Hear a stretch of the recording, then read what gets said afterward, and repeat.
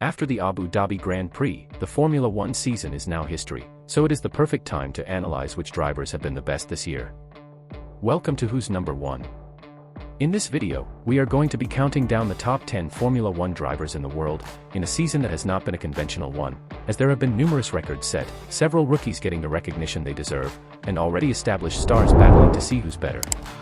Any guesses on what the order of the list will be? Well, let's find out. Number 10, Sergio Perez. Okay, we know what you are thinking, Perez is not worthy of a top 10 spot. And yes, without a doubt his season could have been way better considering the car and team he has, we get that. But still, the Mexican has gotten the second most points in the season, just behind his teammate, the second most podiums with 9, again just behind his teammate, and the second most wins with 2, yet again just behind his teammate, who just so happens to be one of the most amazing talents the sport has ever seen.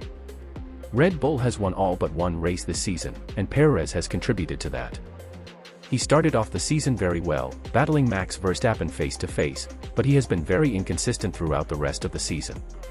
Still, we just don't think there's another driver who deserves this spot over him.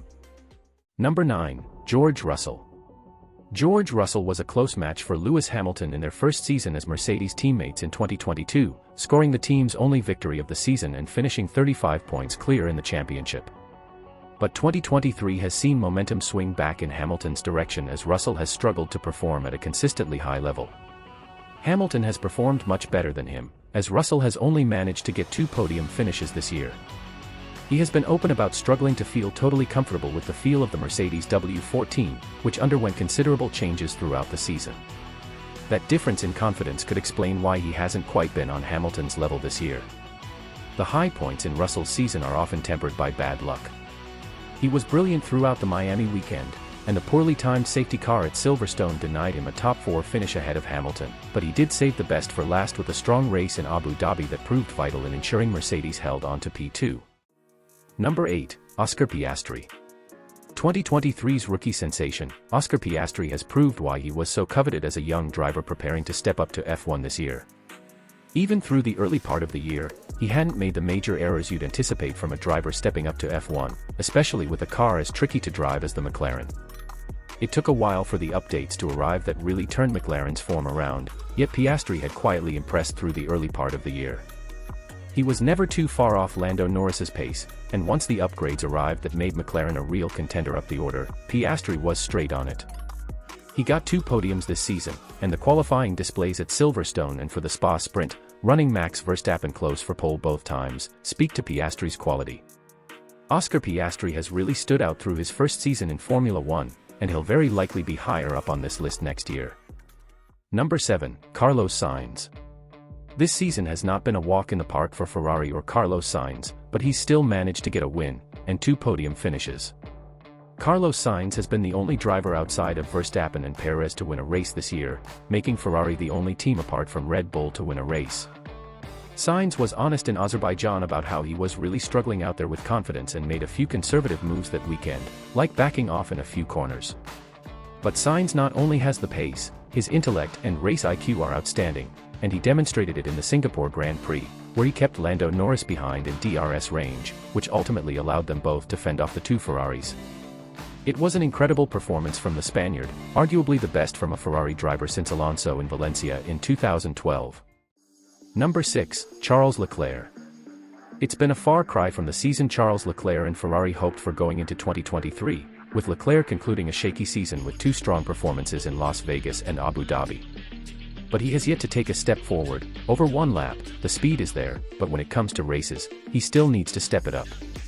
Leclerc has still been Ferrari's leader this year, out-qualifying Sainz multiple times, having the second most poles behind Verstappen, and standing on the podium 6 times, regularly maximizing what his Ferrari car, more inconsistent and trickier to drive than last year, can do. There have been errors, such as Miami qualifying, when Leclerc tried to overdrive, and his lows have perhaps been lower than Sainz's this year. But the highs have also been so much higher. The weekend performance in Baku was superb, and he was the closest thing to a challenger to Verstappen in Austria, coming within 0.08 of a second from pole. Ferrari's current situation means not much more has been possible for Leclerc this year. Number 5, Alex Albon.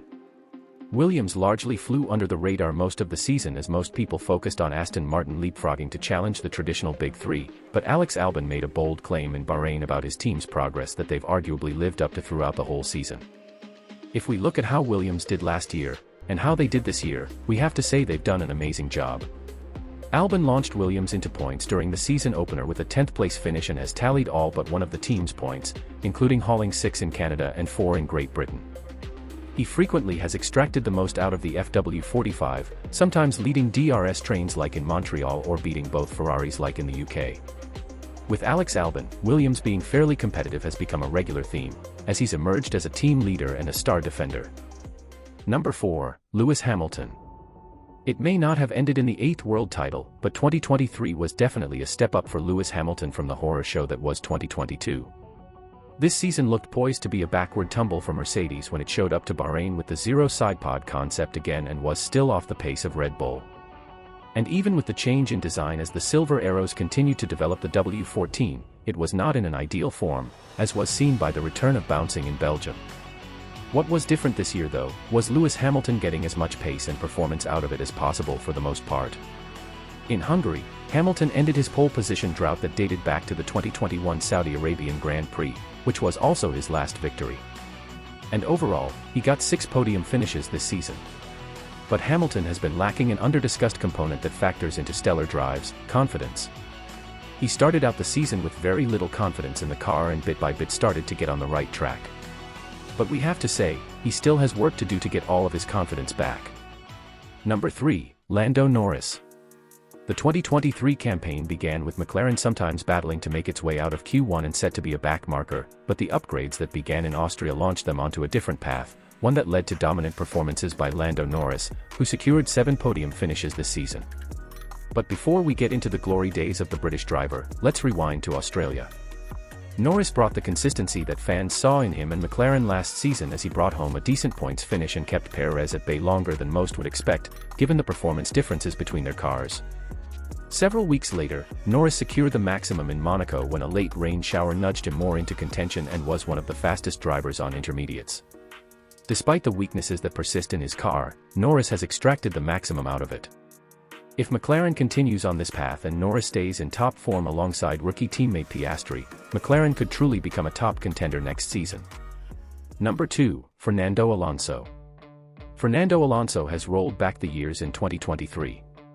After spending the best part of the last decade unable to satisfy his competitive desire to be at the front of the pack, Alonso's move to Aston Martin was a masterstroke. The early positive signs from testing were confirmed in Bahrain when Alonso reached the podium, a feat he'd repeat in 5 of the opening 6 races, and he would end the season with 8 podium finishes. A better tire strategy call in Monaco, when Alonso had Verstappen cornered on strategy as rain neared, would have made him a race winner for the first time in over a decade.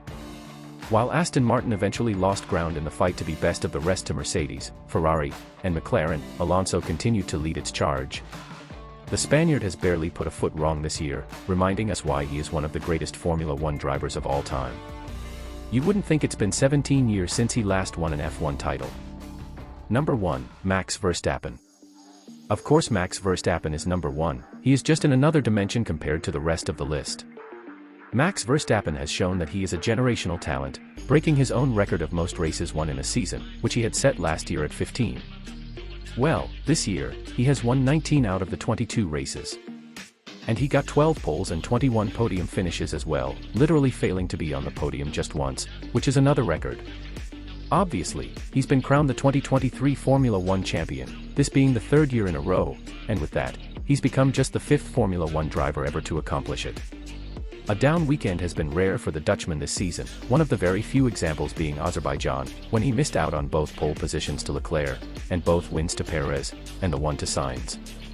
Verstappen was too careful during the opening stint of the Grand Prix and overworked his tires trying to catch up, arguably not performing at his absolute peak as, say, Bahrain or Canada. But either way, Verstappen has arguably put up the best Formula One season of all time. He said in Belgium some months ago that he was feeling more comfortable in the car, so well, if his comfort level continues to grow into next season, the grid better watch out, as he may just not let anyone win a single race, and take home everything. So now we want to know what you think of the list.